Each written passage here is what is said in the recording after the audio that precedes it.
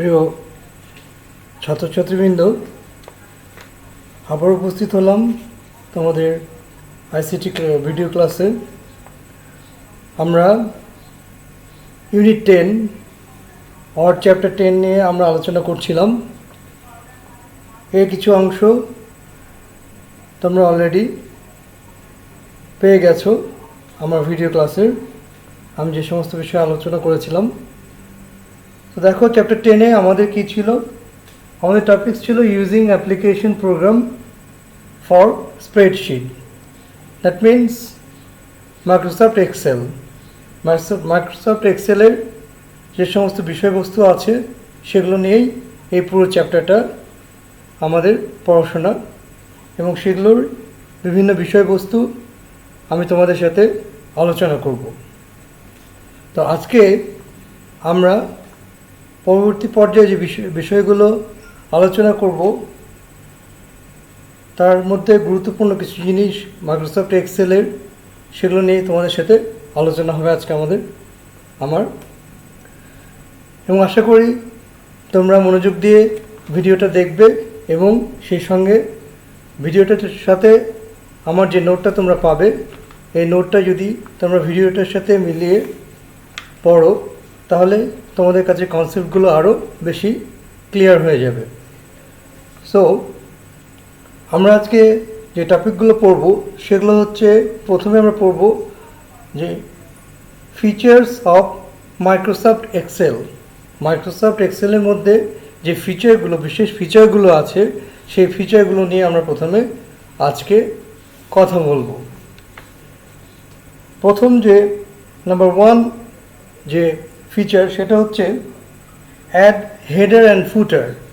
এই হেডার এবং ফুটারের বিষয়টা কিন্তু আমি মাইক্রোসফট ওয়ার্ড যখন তোমাদেরকে পড়িয়েছি সেখানেও তোমাদের সাথে আমি অলরেডি আলোচনা করেছি, এবং এই জিনিসটা আমি আশা করি তোমরা হেডার এবং ফুটার সম্পর্কে মাইক্রোসফট ওয়ার্ডেই তোমরা যথেষ্ট পরিমাণে ক্লিয়ার হয়ে গেছে। তবুও তারপরেও আমি আরেকবার তোমাদেরকে এই হেডার এবং ফুটার নিয়ে আমি আলোচনা করছি।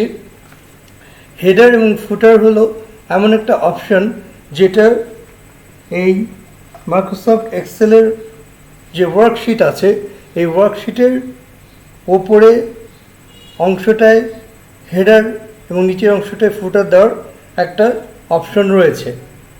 এই দুটো অপশনে হেডারের ক্ষেত্রে তোমরা এবং ফুটারের ক্ষেত্রে তোমরা ইচ্ছামতো লিখতে পারো। যেমন হেডারের ক্ষেত্রে তুমি যদি মনে করো সেখানে তুমি তোমার অ্যাসাইনমেন্টের নাম সেটা দিতে পারো, এবং ফুটারের ক্ষেত্রে তোমরা যদি মনে করো পেজ নাম্বার দেবা সেটাও রাখতে পারো। বা ফুটারের ক্ষেত্রে যদি তুমি মনে করো যে অ্যাসাইনমেন্টের অথর হিসেবে তুমি নিজেকে তোমার নামটা রাখতে চাও, সেক্ষেত্রেও তুমি তোমার নিজের নামটা ইউজ করতে পারো। অ্যাজ ইউজুয়াল তোমরা দেখে থাকবে আমার যে নোটগুলো আমি তোমাদেরকে প্রোভাইড করি তার ফুটারে কিন্তু আমার নামটা আমি দিই, অ্যাজ এ অথর হিসেবে আমি আমার নামটা দিই। তো মাইক্রোসফট এক্সেলেও এরকম একটা খুব সুন্দর অপশান আছে, হেডার এবং ফুটার। এখানে নোটটাতে কী বলা হচ্ছে দেখো, MS Excel allows us to keep header and footer in our spreadsheet document। অর্থাৎ স্প্রেডশিট ডকুমেন্টে, MS Excel-এর স্প্রেডশিট ডকুমেন্টে হেডার এবং ফুটার দেওয়ার একটা অপশন রয়েছে। 2 নম্বর হচ্ছে, দ্বিতীয় যে ফিচারটি সেটা হচ্ছে find and replace command. Find and replace command এটাও কিন্তু মাইক্রোসফট ওয়ার্ডে আছে। এটা নিয়ে তোমাদের সাথে আমি আলোচনা করেছি, আরেকবার আমি রিপিট করছি জিনিসটা। তবে এক্সেলের ক্ষেত্রে এই ফাইন্ড অ্যান্ড রিপ্লেস কমান্ডটা খুব বেশি পরিমাণে কাজে লাগে। তার একটা ছোট্ট আমি একটা উদাহরণ তোমাদেরকে দেখাই তোমাদের বোঝানোর জন্য যে এটা কতটা কাজে লাগতে পারে একটা ডেটাবেজের ক্ষেত্রে, এটা কীভাবে তোমাকে হেল্প করতে পারে। ধরো এমন একটা স্প্রেডশিট, এই একটা ছোট্ট স্প্রেডশিট আমি ধরে নিলাম। এগুলো হচ্ছে লম্বালম্বিভাবে যেগুলো আমি এখন তৈরি করতেছি, এইগুলোকে বলে এক একটা কলাম। আর এই আড়াআড়িভাবে আমি যে তৈরি করছি যে ঘরগুলো, এগুলো হচ্ছে রো, আর এগুলো হচ্ছে কলাম।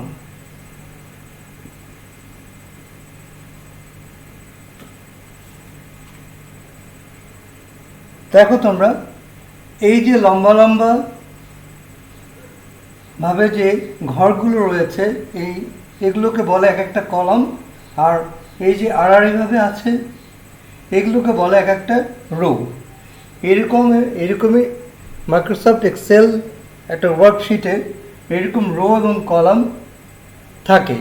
এবং কতগুলো রো এবং কলাম একটা ওয়ার্কশিটে থাকতে পারে তার ধারণা তোমাদেরকে অলরেডি আমি এর আগের লেকচারে দিয়ে দিয়েছি। আরেকবার একটু মনে করাই দিই যে এরকম একটা মাইক্রোসফট ওয়ার্কবুকে বা ওয়ার্কশিটে প্রায় কলামের সংখ্যা থাকে 1,00,000-এর মতো এবং রোয়ের সংখ্যা থাকে 16,000-এর মতো। এটা হচ্ছে মিনিমাম। আপডেটেড ভার্সনগুলোতে এর কিন্তু এই সংখ্যা আরও অনেক বেশি, লেটেস্ট ভার্সনগুলোতে। তো এরকম একটা ওয়ার্কশিটে ধরো তুমি একটা ডাটা তৈরি করছো, সেটা হচ্ছে কোনো একটা এলাকার কিছু মানুষের নাম, আমি এখানে তোমরা দিলা প্রত্যেকটা রোতে এরকম কিছু মানুষের নাম দিলা, তাদের ঠিকানা দিলে, তাদের বয়স দিলে এবং তারা কি কাজ করে তার একটা ডাটা তুমি এখানে দিলে। এখন দেখো যে এই হয়তো এই যে তুমি নামগুলো অনেক এরকম, হয়তো তুমি নিয়ার অ্যাবাউট 500-600 মানুষের তথ্য নিয়ে তুমি একটা ডাটাবেস তৈরি করছো। সেখানে এমন হতেই পারে যে কিছু মানুষের নাম হয়তো ভুল হতে পারে। সাপোজ আমি যদি একজনের নাম, ধরো তুমি লিখেছো আব্দুল করিম, সেখানে টাইপিং মিস্টেকের কারণে দেখা গেছে করিমের যে নামটা, স্পেলিংটা, সেই স্পেলিংয়ের কোনো একটা ওয়ার্ড হয়তো ভুল হয়ে গেছে। এরকম অনেকের নামের স্পেলিংয়ে তুমি চেক করতে গিয়ে দেখলা যে এরকম অনেক নামের স্পেলিংই ভুল হয়ে গেছে। তো এই নামগুলো শুদ্ধ করার জন্য বা এরকম যদি অনেকগুলো ডাটা থাকে, সেই ডাটাগুলোকে যদি ভুল ডাটা ইনপুট হয়ে থাকে, সেই অনেকগুলো ভুল ডাটাকে একবারে শুদ্ধ করা যায় এই কমন অ্যান্ড রিপ্লেস এই অপশনটা দ্বারা, এই ফিচারটা দ্বারা। সেক্ষেত্রে যেটা করতে হবে তোমাকে, তুমি যেই ডাটা, সেটা টেক্সট হতে পারে বা নাম্বার হতে পারে, যেটা চেঞ্জ করতে চাও সেটা আগে ফাইন্ডে দিতে হবে। তুমি যখন ফাইন্ডে দিবা তখন তার নিচে একটা অপশন পাবা রিপ্লেস, অর্থাৎ তুমি ওটাকে ওই টেক্সট বা ওই নাম্বারটাকে কি দিয়ে রিপ্লেস করতে চাচ্ছ সেটা তোমাকে ওখানে দিয়ে অ্যাপ্লাই করলে তোমার ডাটাবেজে এটা অ্যাপ্লাই হয়ে যাবে, অর্থাৎ ভুলটা সংশোধিত হবে প্রত্যেকটা ডাটার ক্ষেত্রে। এরকম যদি 100টা ডাটা ভুল দিয়ে থাকো তাহলে ওই 100টা ডাটাই একটা কমান্ডের মাধ্যমে সেটা শুদ্ধ করা সম্ভব। এখানে কি বলেছে দেখো, ফাইন্ড অ্যান্ড রিপ্লেস কমান্ডের ক্ষেত্রে MS Excel allows us to find and needed data, text and numbers, অর্থাৎ যে ডাটাগুলো আমরা শুদ্ধ করতে চাই সেই ডাটাগুলোকে খোঁজার জন্য যে প্রয়োজন সেটা হতে পারে টেক্সট অথবা number in the worksheet, and also replace the existing data with the new one. অর্থাৎ আমরা যে ভুলটাকে শুধরাতে চাই সেই ডাটাকে আগে খুঁজতে হবে, ফাইন্ড করতে হবে, এবং সেটাকে আমরা কী দ্বারা রিপ্লেস করব, সেটাকে রিপ্লেস যে বক্সটা আছে ওখানে লিখলেই, অ্যাপ্লাই করলে তোমার যে ডাটাটা এক্সিস্টিং যে ডাটা তুমি ইনপুট দিয়েছো সেটা পরিবর্তিত হয়ে শুদ্ধ ডাটা সেখানে ইনপুট হবে। এটা কিন্তু একটা বিশেষ স্পেশাল ফিচার এই এমএস এক্সেলের। নেক্সট দেখো ডেটা ফিল্টারিং। এটাও কিন্তু একটা খুব গুরুত্বপূর্ণ ফিচার, বিশেষ করে যখন এরকম একটা অনেক টাইপের ডাটা নিয়ে যখন তুমি কাজ করবে। ধরো এখানে কি আছে, এখানে কোনো একটা ব্যক্তির নাম আছে, তার বয়স আছে, তার ঠিকানা আছে, সে কি কাজ করে সেটা আছে, তাই না? এখন যদি ফিল্টারিং করে এখন যদি তুমি দেখতে চাও যে শুধুমাত্র একটা পার্সন, এই একটা পার্সনের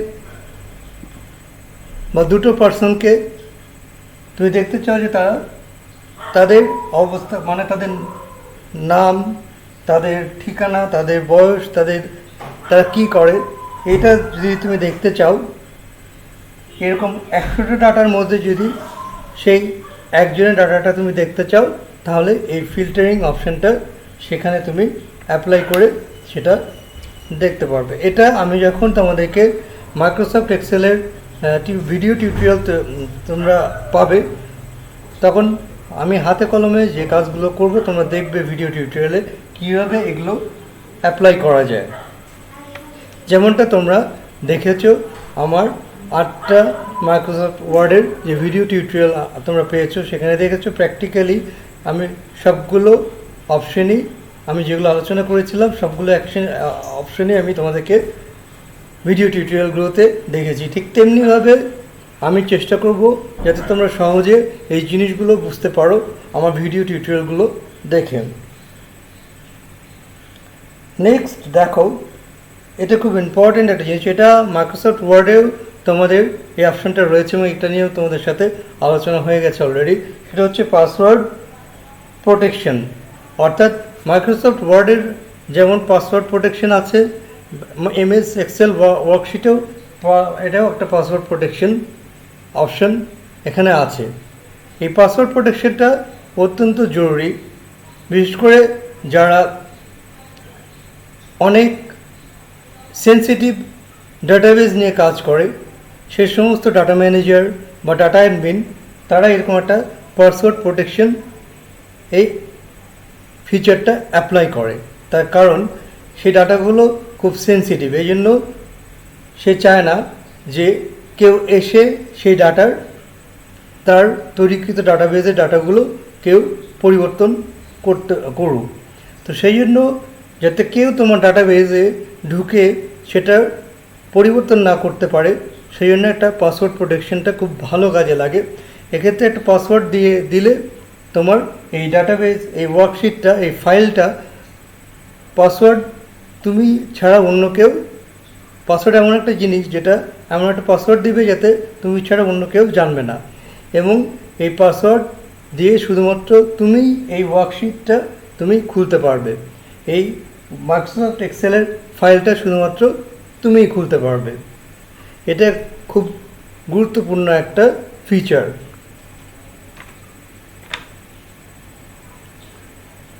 কি বলছে দেখো, it allows user to protect their worksheet by using password unauthorised access in their information.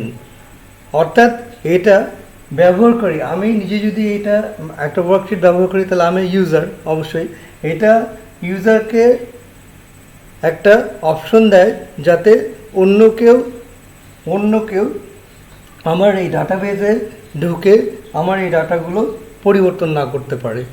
এটাই এখানে বুঝিয়েছে। নেক্সট যে ফিচারটা আছে সেটা দেখো, ডাটা শর্টিং। মাইক্রোসফট ওয়ার্ডে সাধারণত মাইক্রোসফট এক্সেলে সাধারণত ডাটা শর্টিং দুভাবে করা যায়। সেটা কি দেখো তোমরা, একটু বলে আমি তোমাদেরকে।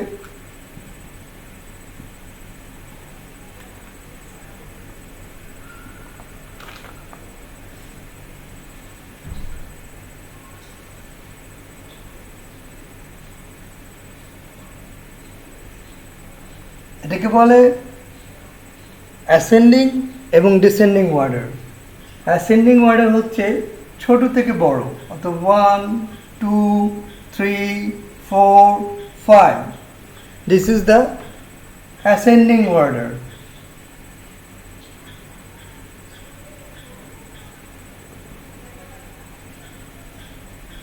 অর্থাৎ ছোট থেকে বড়, এভাবে তোমাকে ডাটা তুমি শর্টিং করতে পারো।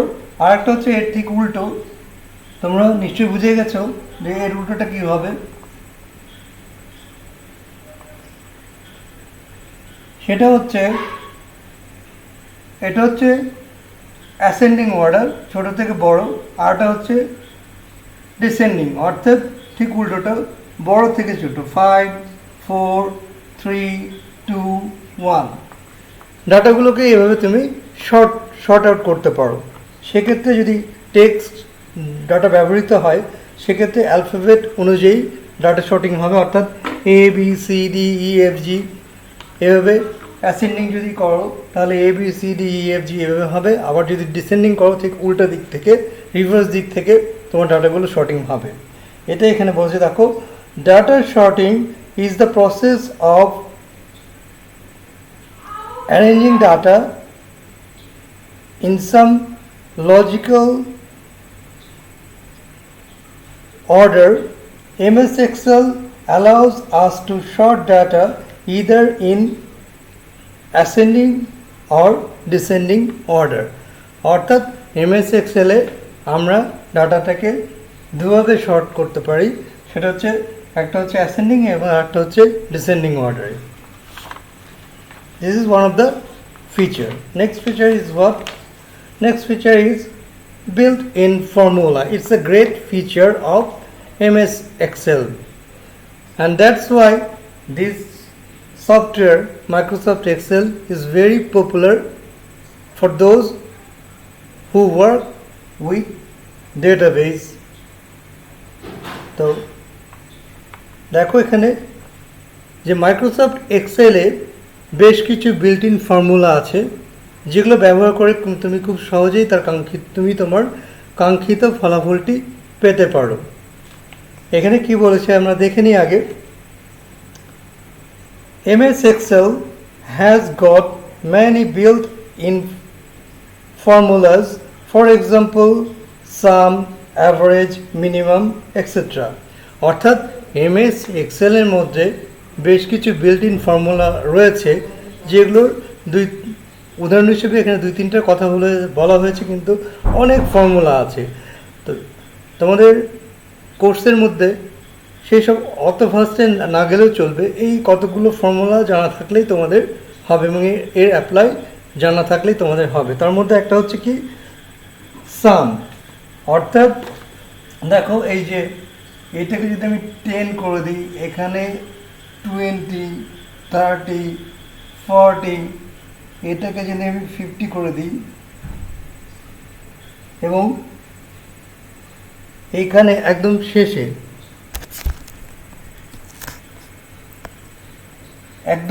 শেষে যদি আমি এখানে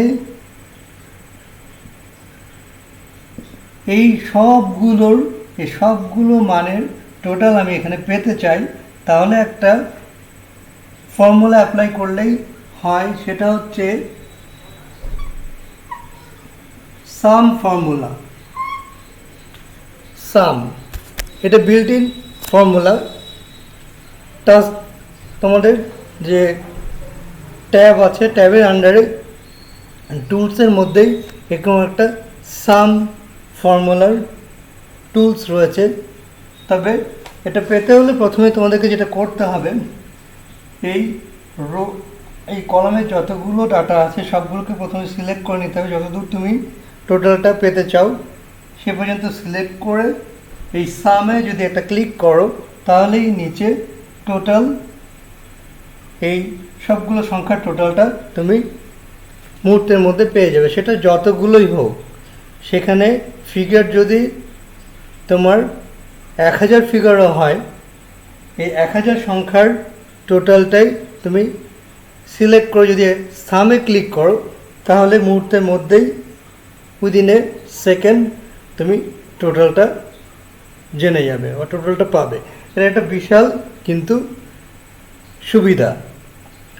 এরকম এই সংখ্যাগুলোর ধরো এটা যদি আমি এই ডাটাবেসে যদি এজ হয়, এখানে বিভিন্ন মানুষের যদি তুমি এজ ইনপুট দাও ডাটাবেস, এখন তুমি যদি তোমার মনে হয় তোমার যদি এরকম দরকার হয় যে এই কজন মানুষের তুমি অ্যাভারেজ অর্থাৎ গড় বয়স তুমি দেখতে চাও, তাহলে সেম একই প্রসেসে তোমার সবগুলো ডাটাকে সিলেক্ট করে অ্যাভারেজ যে টুলসটা আছে সেখানে ক্লিক করলেই এই সবগুলো এজের একটা অ্যাভারেজ এজ তুমি পেয়ে যাবে। তাহলে দেখো কত বিল্ট ইন ফর্মুলা থাকার কারণে এমএস এক্সেল খুব পপুলার একটা সফটওয়্যার। যারা ডাটাবেস নিয়ে কাজ করে, যারা ক্যালকুলেশন নিয়ে কাজ করে, যারা স্ট্যাটিস্টিক্স নিয়ে কাজ করে, তারা কিন্তু ম্যাক্সিমামই এই এমএস এক্সেল সফটওয়্যারটি ইউজ করে শুধুমাত্র তার এই বিল্ট ইন ফর্মুলা থাকার জন্য, সুবিধার জন্য। আরও কিছু সুবিধা আছে আমরা দেখব পরবর্তীতে, আরও কী সুবিধা রয়েছে, কী কারণে এই সফটওয়্যারটা সবাই ইউজ করে। দেন নেক্সট ফিচার দেখো, নেক্সট ফিচার আমরা এখন দেখব যে advantage of Microsoft Excel. Microsoft Excel এর অ্যাডভান্টেজগুলো কী কী, এই কী কী অ্যাডভান্টেজ রয়েছে মাইক্রোসফট এক্সেলে, কেন মানুষ ডাটা অ্যানালিস্টরা এই মাইক্রোসফট এক্সেলটা কেন ইউজ করে, তার কারণটা দেখো। এই যে এই অ্যাডভান্স অপশনগুলো আছে বলেই, এই অ্যাডভান্টেজগুলো আছে বলেই আমরা কিন্তু সবাই যারা ডাটাবেস নিয়ে কাজ করি তারা সবাই মাইক্রোসফট এক্সেল নিয়ে কাজ করতে খুব বেশি স্বাচ্ছন্দ্য বোধ করি। নাম্বার ওয়ান যে অ্যাডভান্টেজটা মাইক্রোসফট এক্সেলে, সেটা হচ্ছে বিল্ড গ্রেট চার্ট। অর্থাৎ এই ডাটাবেস ইউজ করে, এই ডাটাবেসটা ইউজ করে, এখানে ডাটাবেস ইউজ করে খুব সুন্দর সুন্দর চার্ট খুব সহজে তৈরি করা যায়। এই ডাটাবেস ইউজ করে মাইক্রোসফট এক্সেলে এরকম খুব সুন্দর চার্ট ইউজ করা যায়।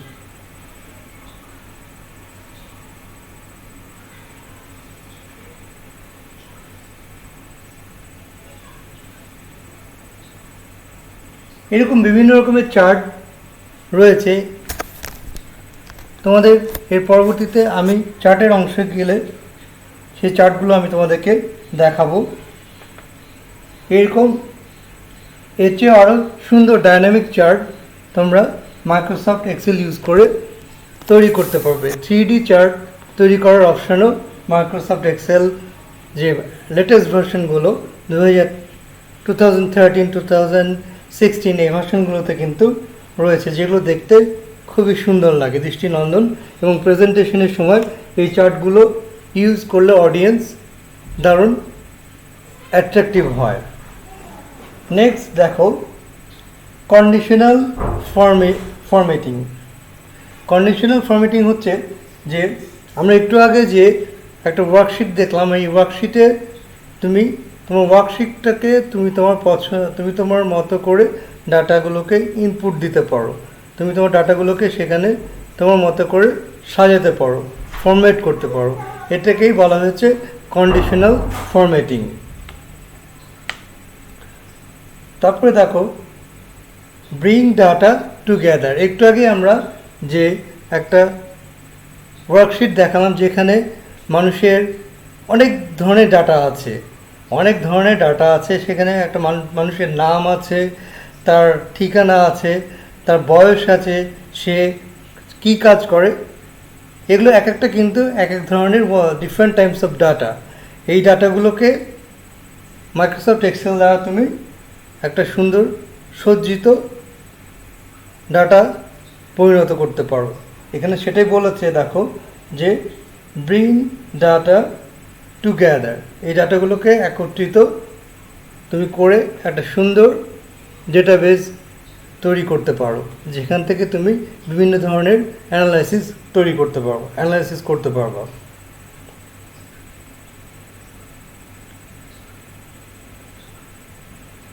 এবং আমি প্রথমে বলেছি যে ভাস্ট অ্যামাউন্ট, অর্থাৎ লার্জ অ্যামাউন্ট অফ ডাটা নিয়ে যদি তুমি কাজ করতে চাও বা অ্যানালাইসিস করতে চাও, তাহলে Microsoft Excel is one of the number one data analysis software.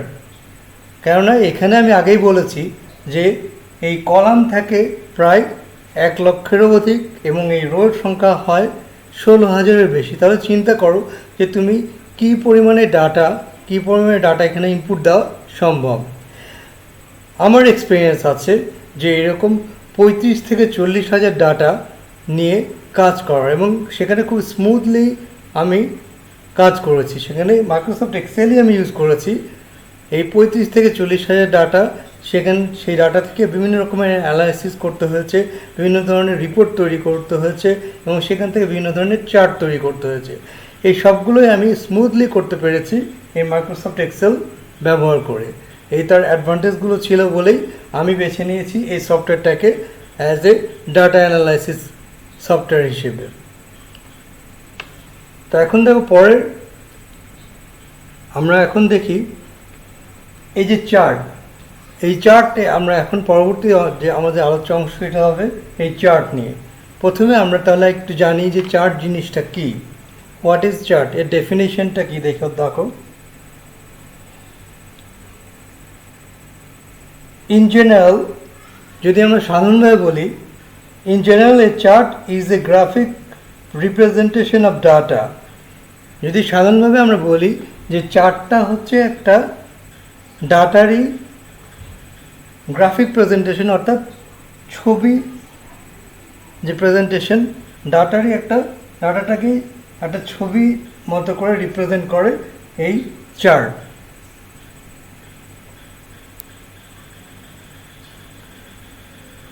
দেখো কি বলতো, chart allows user to see what the results of data to better understand and predict current and future data। অর্থাৎ এই chart use করে খুব সহজেই আমরা বুঝতে পারি যে আমাদের ডেটা থেকে আমাদের রেজাল্টটা কী হলো, সেটা এক নজর দেখলে যারা রিভিউ করে তারা সাধারণত ডেটার চেয়ে চার্টটাকে বেশি প্রিফার করে, কেননা এই চার্টে এক নজর দেখেই তারা বুঝতে পারে যে তুমি এখানে কি দেখাতে চেয়েছো বা কি রেজাল্ট তুমি এখানে দেখিয়েছো। এখন আমরা বিভিন্ন ধরনের চার্ট নিয়ে আলোচনা করব, ঠিক আছে। প্রথমে দেখো এই মাইক্রোসফট এক্সেল দিয়ে বিভিন্ন ধরনের চার্ট তৈরি করা সম্ভব। নাম্বার ওয়ান, চার্টের মধ্যে অনেক ধরনের চার্ট আছে। দেখো নাম্বার ওয়ান হচ্ছে, আমরা যে চার্টটা নিয়ে এখন আলোচনা করব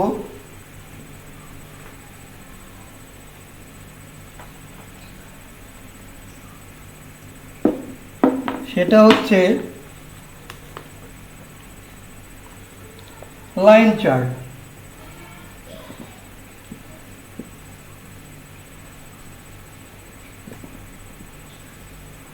এই লাইন চার্টটা সাধারণত দেখো কি বলেছে লাইন চার্টে, the line chart are one of the most frequently used chart types typically used to show trend over a period of time. অর্থাৎ এই লাইন চার্টটা সাধারণত ব্যবহার করা হয় ট্রেন্ড অ্যানালাইসিসের ক্ষেত্রে। ধরো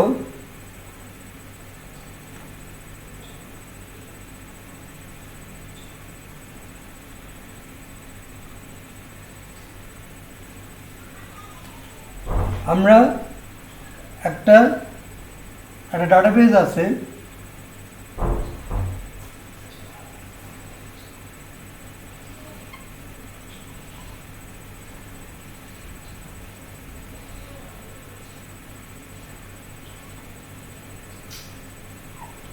এরকম একটা ডাটাবেস যদি হয়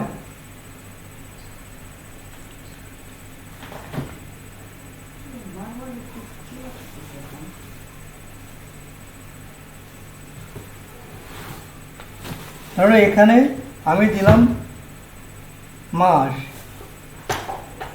জানুয়ারি, ফেব্রুয়ারি, মার্চ, এপ্রিল। এখানে থাকলো মান্থ, এখানে আমি দিলাম এই ঘরটায় আমরা দিলাম আইটেম। এখানে আইটেম দিলাম হচ্ছে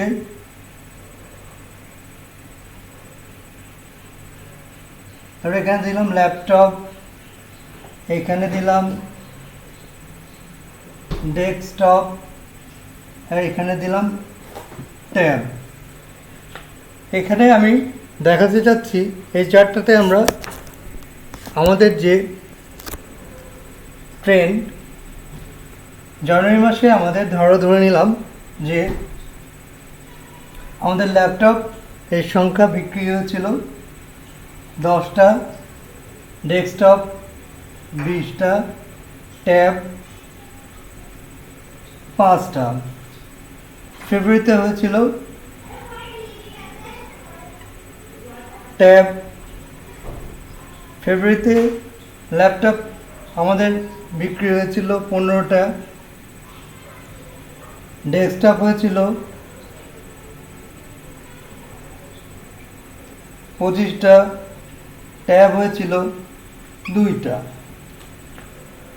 মার্চে দেখো আমাদের ল্যাপটপ সেল হলো 20টা, ডেস্কটপ হলো 30টা, ট্যাব হলো 3টা। তো এরকম একটা ডাটাবেস আমাদের ধরো হাতে আছে। এখন এই ডাটাবেসটা থেকে আমরা একটা চার্ট, লাইন চার্ট তৈরি করব।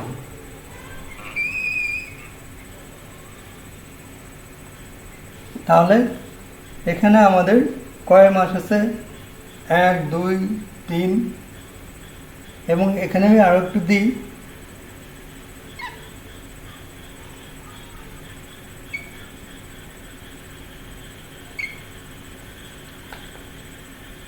এখন দেখো ট্রেন্ড।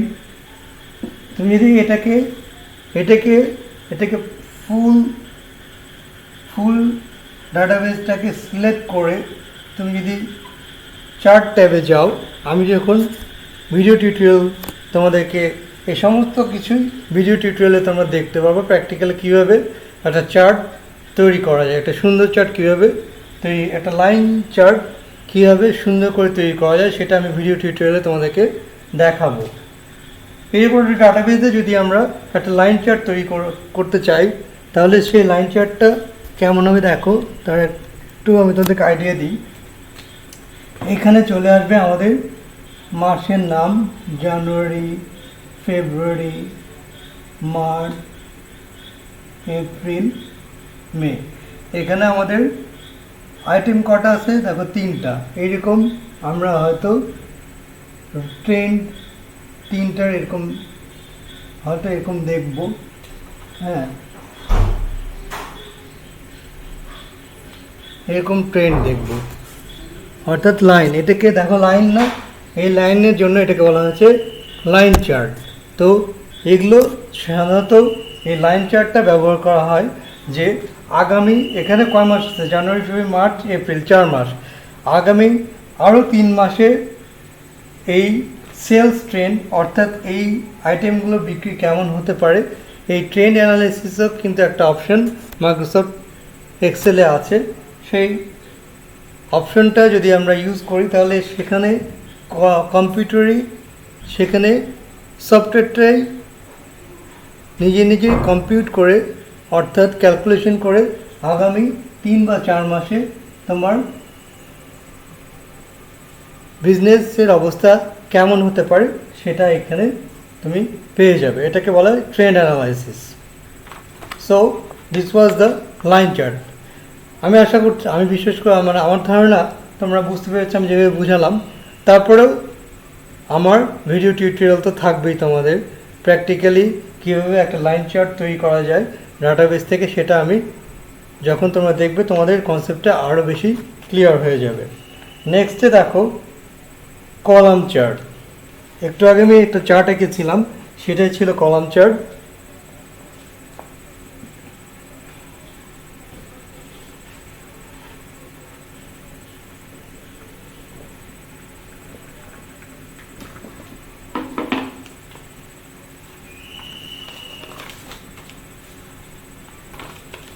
নেক্সটে আমরা দেখব আজকে 2 নম্বর যে চার্ট রয়েছে আমাদের,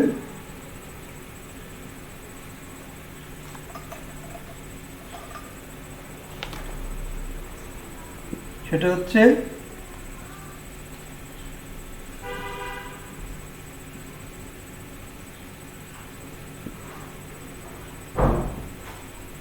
কলাম চার্ট। এই কলাম চার্টটা আমরা ব্যবহার করি কী কী ক্ষেত্রে দেখো। Column chart R typically need to compare several items in a specific range of value. Column chart are ideal if you need to compare a single category of data between individual sub-items, such as, for example, when revenue between items. অর্থাৎ এই যে আমাদের column চার্টটা আছে, এই column চার্টটা সাধারণত ব্যবহৃত হয় একটা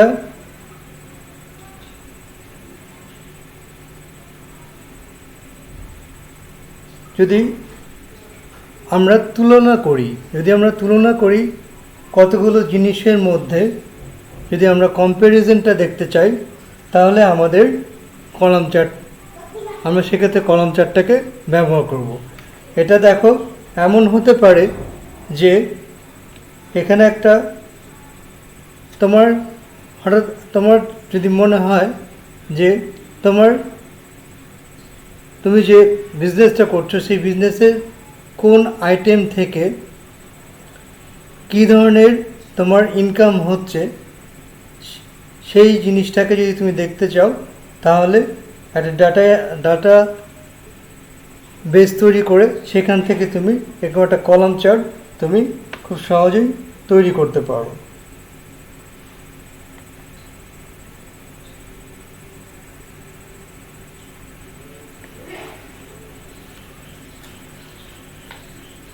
সাপোজ ধরো একটা ডাটাবেস আমাদের আছে, এখানে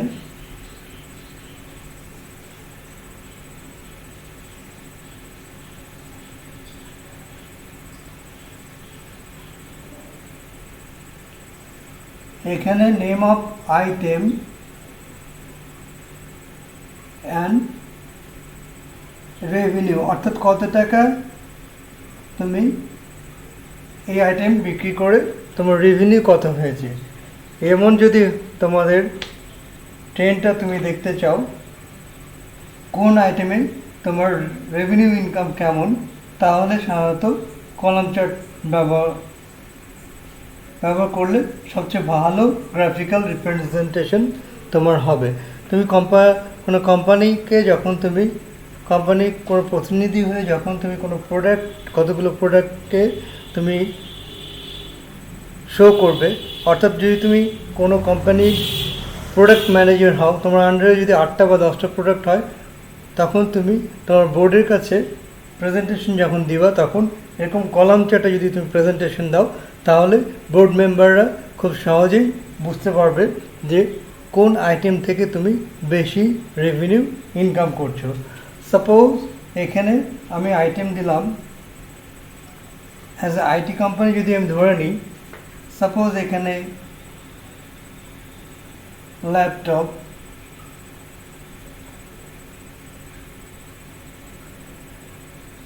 রেভিনিউ দিলাম 45,000, 25,000।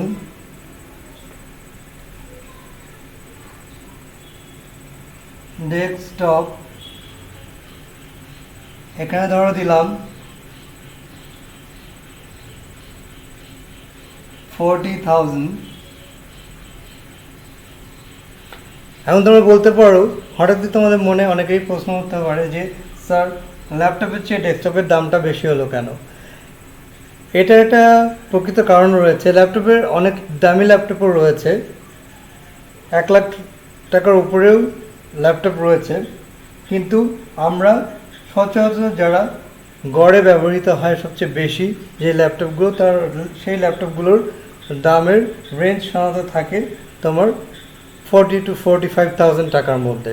আর ডেস্কটপ এখনকার জেনারেশনের যে ট্রেন্ড, সেই ট্রেন্ডটা হচ্ছে ম্যাক্সিমামই দেখা যায় যে গ্রাফিক্যাল কাজকর্ম করার জন্য, অ্যানিমেশন তৈরি করার জন্য, বা গেমিং পিসি, যদি গেম খেলার জন্য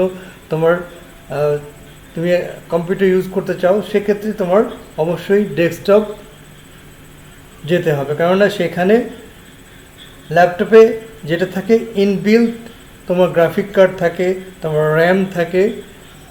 এই ইনবিল্ট র্যাম এবং গ্রাফিক কার্ড দিয়ে দেখা যায় যে অনেক হাই এন্ডের যে কাজগুলো, যেমন তুমি যদি কোনো অ্যানিমেশন মুভি তৈরি করতে চাও, বা যদি তুমি কোনো গেমিং তৈরি করতে চাও, যদি তুমি একজন প্রোগ্রামার হও, হ্যাঁ, সেই প্রোগ্রামিং দিয়ে যদি তুমি কোনো গেম তৈরি করতে চাও, তাহলে অবশ্যই তোমাকে একটা হাই পারফরমেন্সের কম্পিউটার থাকতে হবে, যার মিনিমাম র্যাম হতে হবে 16 GB, হার্ড ডিস্ক হতে হবে 2 TB, এবং প্রসেসর হতে হবে অবশ্যই তোমার Core i7 বা তার উপরে 10th জেনারেশনের। তো এগুলো সাধারণত এই ল্যাপটপে বিল্ট ইন থাকে বলে এগুলোকে চেঞ্জ করা যায় না, কিন্তু ডেস্কটপগুলোতে সুবিধা হচ্ছে যে তুমি তোমার মতো করে তৈরি করতে পারো। যাই হোক, আমরা এখন আসি, ল্যাপটপ দেখলাম, ডেস্কটপ দেখলাম। সাপোজ আমরা আদার্স অ্যাক্সেসরিজগুলো দেখি। আমরা দেখলাম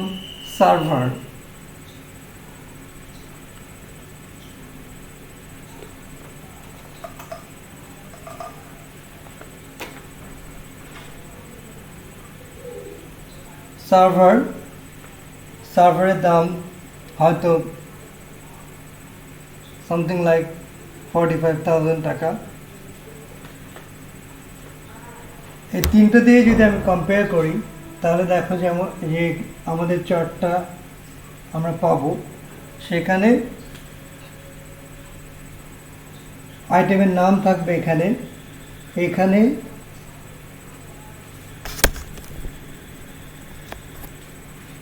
প্রথমে থাকবে ল্যাপটপ, দেন ডেস্কটপ, দেন আমরা কি দেখেছি সার্ভার, তাই না? তাহলে তিনটা আইটেম থেকে আমরা কেমন রেভিনিউ ইনকাম করছি সেটা যদি আমরা দেখতে চাই, তাহলে এইখানে একটা টাকার ফিগারটা এখানে চলে আসবে। তোমরা যখন ডাটা ইনপুট দিবা, এটা একটা নির্দিষ্ট রেঞ্জ পর্যন্ত। আমরা ধরলাম হাইয়েস্ট রেঞ্জ এখানে কত আছে দেখো, 45,000। এখানে 45,000 হাইয়েস্ট,